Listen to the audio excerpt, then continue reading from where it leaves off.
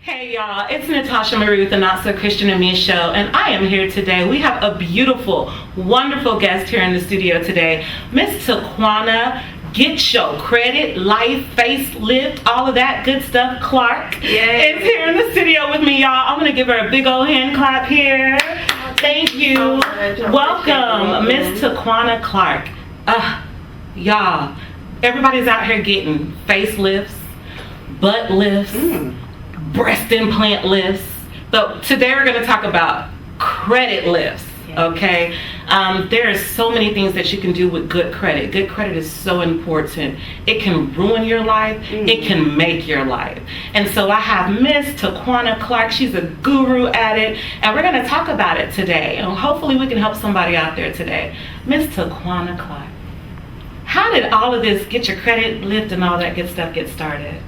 Well, back in 2015, I noticed that I was in a situation myself where my credit wasn't where it needed to be. Okay. I started trying to obtain credit and was sitting in dealerships all day long and having them bounce my credit and social security number around the globe. Yes. Only to leave and not have a vehicle, or them trying to put me in something that I didn't want. You didn't want. Or just trying to get approved for stuff and getting denied. And I said, you know, something's wrong. I need to figure out how this thing works. Okay. You got started. Yeah. You mentioned dealerships. Oh my God, y'all.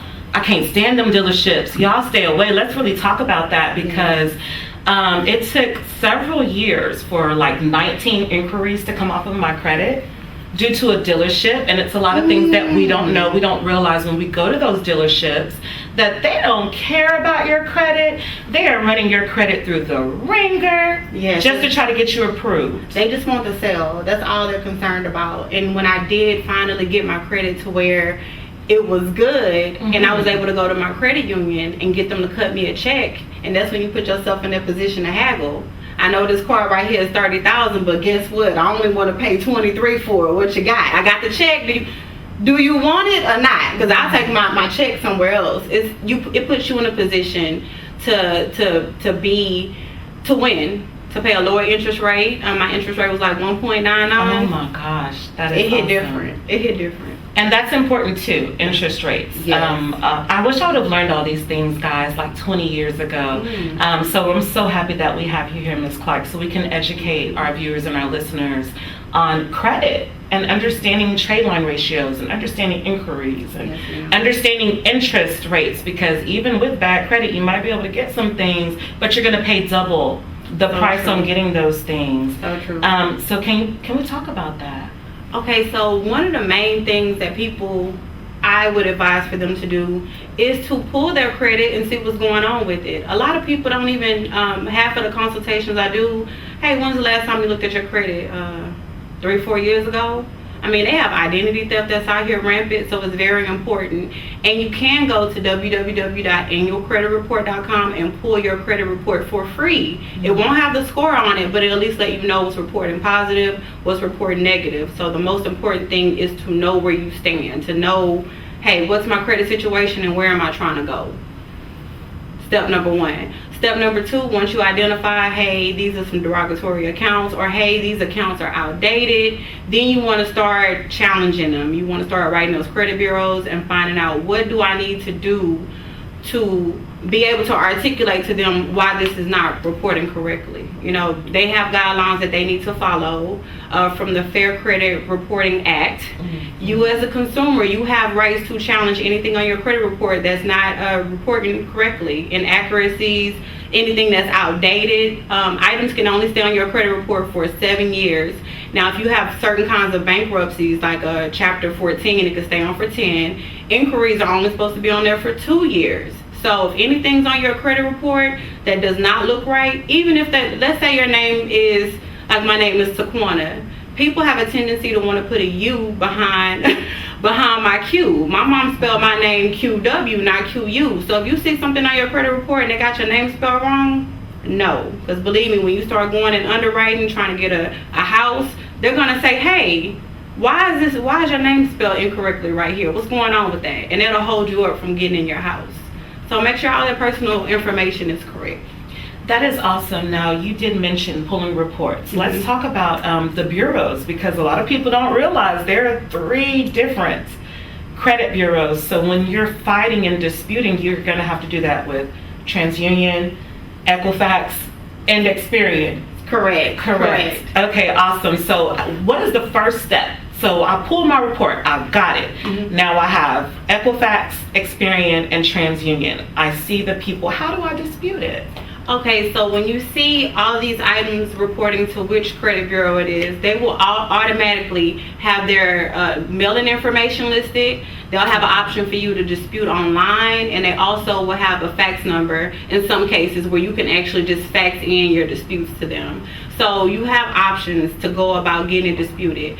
You will draft up a letter, you will argue your point of what's accurate, what's not, list the account information, list the problem that you have with it and your outcome. What do you want the solution to be? If the name is wrong, I want it updated to this correct name. If the account is outdated, I want this account deleted because it's been on my credit report longer than 7 years.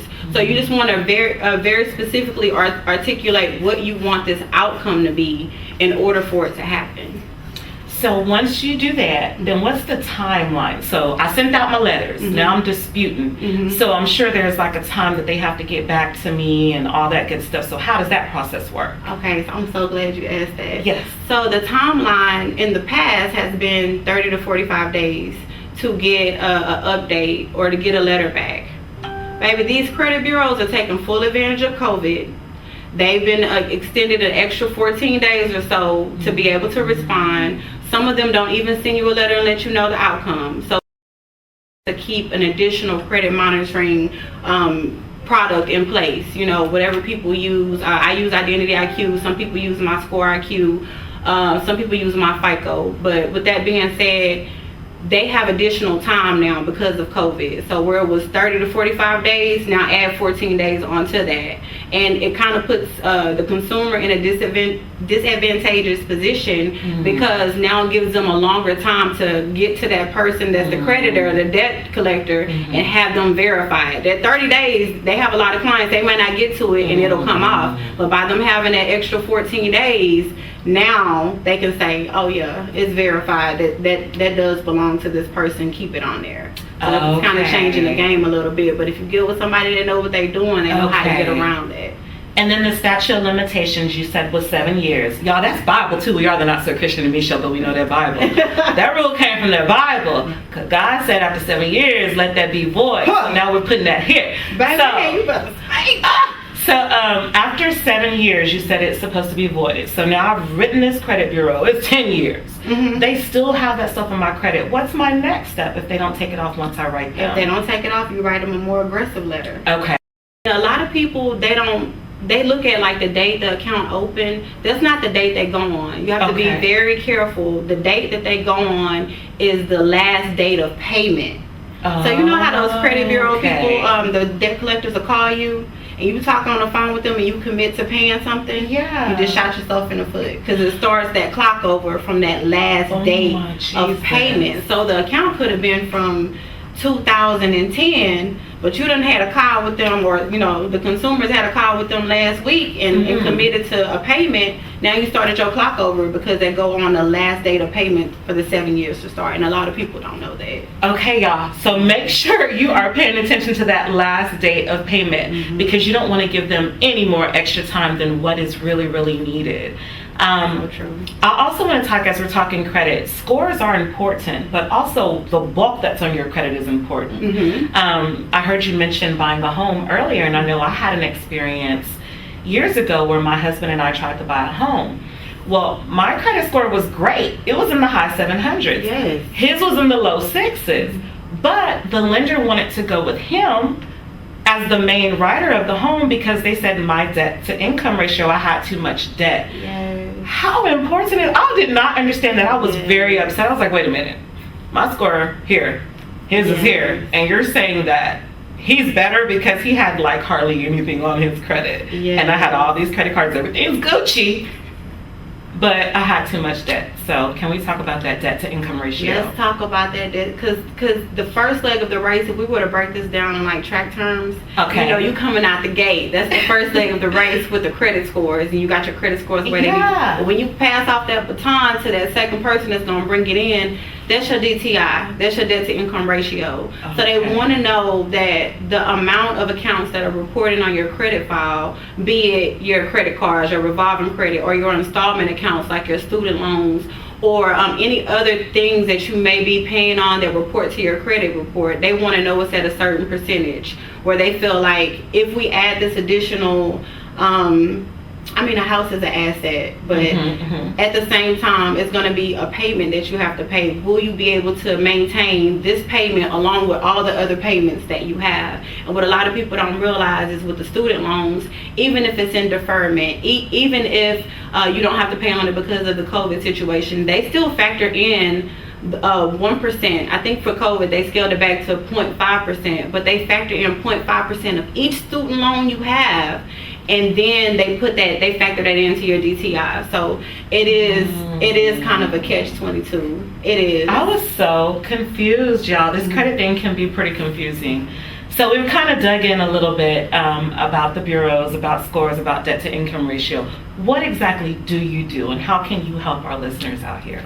Okay, so what I do at Credit Lift Inc. is I just go in specifically with each person that comes and becomes my client, and I do the best job I possibly know how within my wheelhouse of knowledge to get them the outcomes that they want. The reason I named it Credit Lift was because that's what I do. I'll lift those scores, but mind you, I want to be ethical. A lot of people don't understand that credit repair agencies are governed by certain things. We're not able to do certain things. One thing we're not able to do is make guarantees.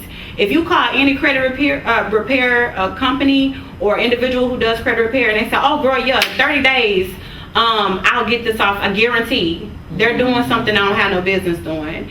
You actually have grounds for a lawsuit against them if they guarantee that they can get anything off your credit report. Another thing that a lot of consumers don't know is that we cannot take payment prior to providing a service. So if you have somebody asking for payment up front before they provide a service, now depending on how their setup is, they may have an enrollment fee or audit fee that could be deemed as a service. Like, hey, I'm going to consult with you over your credit file, and then that's why I'm taking the payment, because I'm consulting with you. But if you have people that just have you sign up and send them some money before they do the work, that's not lawful, that's not ethical, they're not running their company efficiently.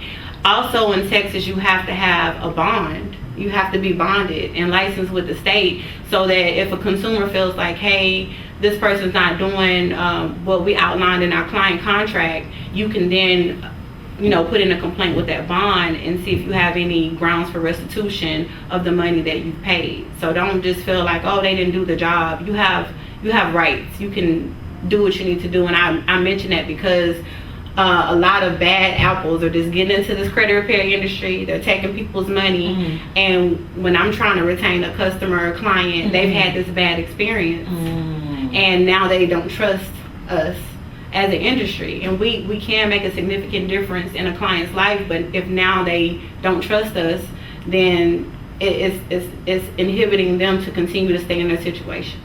Wow. And you just taught me something, because I actually have used a credit repair company in the past, and they were expensive. It was the Lexington law firm people. Baby. And so when they took a payment up front, now they did do some work, but they still took that payment up front before they did some work. So now I just really, really learned. So y'all, do y'all hear Miss Clark here? Don't give them folks no money. Make sure that you know, they're doing some service before you give them any type of money. Most definitely. Now, Miss Clark, how long has Give Your Credit a Lift Incorporated? Did I get that right? Credit Lift. Credit Lift Incorporated, my apologies. How long have you been in business? Since 2015. Oh, awesome. So I kind of started off just doing family members, friends, cousins.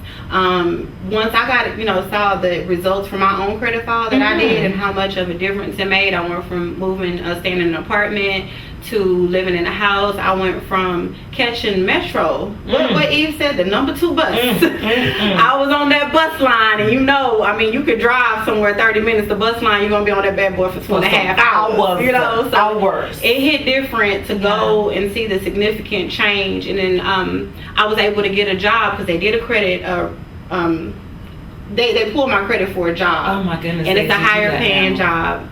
And it put me in a position to get this job. And that's something that I do when I'm not doing my business. I'm building my business, but I have a little job on the side as well. But I was able to qualify for that job. So when I saw how much of a substantial difference it made in my life, I sincerely want that for everybody. That is so awesome. It was kind of unfortunate. Some people don't want it for themselves. You know, we're kind of still stuck in a matrix. Some people, they hear anything financial, they hear anything credit, they just gloss over it because it doesn't apply to them. Right. It's because we're not taught that, well, some households, we're not taught those basics when we're younger. And so if we can just grab a hold of that, this new generation and this new culture, which I think we will get it, and start implementing those things to our children at a young age. I know my oldest, well, not my oldest is 22, but right now my 16-year-old is in high school, and we talk about credit all the time. He has a credit card, he has a bank account, and we're talking about the importance of those things right now. So if we can just start incorporating that with our youth, that will be totally, totally awesome. Credit is, I mean, it's the way to go. It makes life easier. It really does. I know, so you said you started working on yours yourself. How long did it take you before you saw a significant difference? I know you can't guarantee, but what's a good time frame to where you start seeing some increase? On average, 3 to 6 months. Okay. 3 to 6 months. After 6 months, all the rotations and the rounds should have aggressively been sent, got responded to. And also in the process, I always tell my clients, I give them credit education in the process of this. While you're getting things restored and repaired and disputing things, you also want to build. It's you can't have one without the other. It's peanut butter and jelly. You gotta have the building. So you gotta add positive credit to your reports. Revolving credit lines. They have all kind of different products like self credit out there, kickoff, things that I literally added some stuff to. It boosted up 150 points. Wow. Because maybe they didn't have any credit or one item on there. That was going to be my next question. Yes. When you don't have any credit, because of course there are, pretty much they say no credit is like bad credit. Right. Is the rule of thumb out there in the world. So when you don't have any credit, what is the best way you start building? You just start adding on positive lines of credit. Now people are into trade lines, and that's a whole business within itself. But dealing with trade lines, you want to be mindful that back in the day, like 5 years ago, banks were not on to the trade line thing. Like you have good credit, so add me onto your credit card, all your credit history, and I'm going to be good. But now banks, they factor out those authorized user accounts. They know the game now. With that being said, it's nothing wrong with having an authorized user account. It will give you the credit boost, but you also want to have primaries. I found that out when my daughter, she had like 792 across the board at 18, and I'm like, oh, go apply for your card, you should be good to go. And then they were denying her, and I'm like, why are they denying you with 792? But it's because I had her on as an authorized user. She needed also a mix of her own primary account. I see. For it to hold weight. So that's another thing too with you guys that are you know, getting your kids together, make sure they have their own primaries. Wow. So before we get ready to get out here, I know we're coming to a wrap and a close right now. If someone wants to get started with you, is there like a specific fee that you charge later? How does the pricing work? Is it depending upon their credit, or is it like just across the fee board? Do you get a consultation first? What's the process? Yes, I do a consultation fee first, and that's not the same as charging up front. Okay. I don't charge up front for credit repair services, but I do charge up front for my knowledge and my time. Nothing personal, but some people will just sit up there and talk you out of all the information they can, and you'll never hear from them again. So to alleviate that, I do charge $49 up front for consultation. You can ask me whatever you want to ask me. I'm gonna lay it out because I want people to learn. If they choose to sign up, I will, credit that $49 to their enrollment fee into the program. And if they choose not to sign up, then hopefully they left with some good information where they can do what they need to do on their own. That is awesome. And before we get out of here, please tell our listeners and our viewers, where can they obtain your services? www.yourcreditlift.com. I have a whole little commercial. Give your credit a lift. www.yourcreditlift.com. You can get everything done on that site. Y'all, it's been great talking to Miss Clark. Now, while y'all out there getting facelifts, butt lifts, breast implants, y'all better lift your credit, okay? Lift your credit. Natasha Marie with the Not So Christian and Me show. It's been great. Love you guys and stay blessed.